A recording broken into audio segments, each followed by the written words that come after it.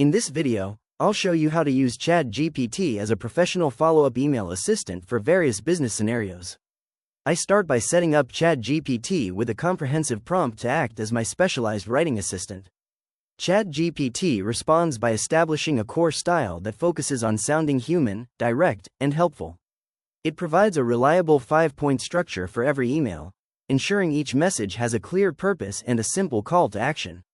Next, I provide details for a follow-up after a marketing interview to check on the hiring timeline. The generated email is warm and professional, highlighting a specific discussion point about growing a social media audience.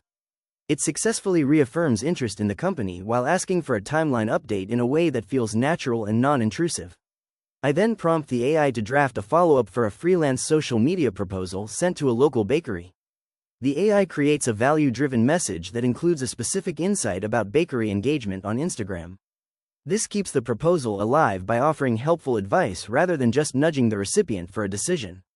Finally, I ask it to write a polite, closing the loop email after a cold outreach attempt received no reply.